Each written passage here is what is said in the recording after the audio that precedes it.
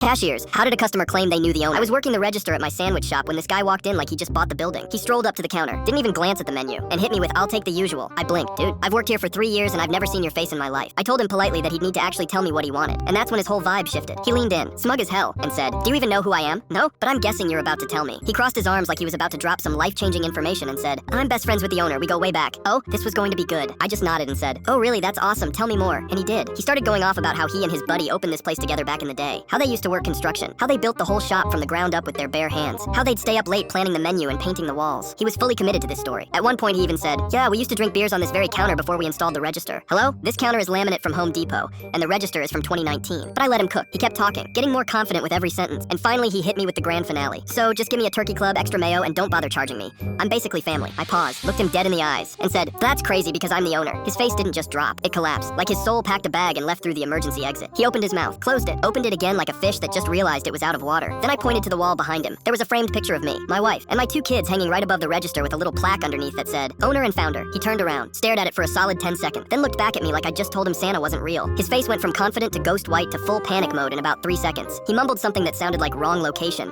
and bolted for the door so fast he almost tripped over his own feet. Didn't order anything, didn't apologize, just straight up fled the scene like he was wanted in 6 states. My employee in the back had been listening to the whole thing and came out laughing so hard he had to sit down. We replayed that conversation for weeks, and the best part? A few days later, one of my regulars came in and told me she saw the guy at a coffee shop down the street trying the exact same story. Apparently, he told the barista he was childhood friends with the owner and deserved a free latte. The barista was 16. I never saw him again after that. But sometimes I think about him and wonder how many places he's been banned from. Anyway, if you ever walk into my shop claiming you helped build it, just know I'm going to let you finish your whole story before I ruin your life.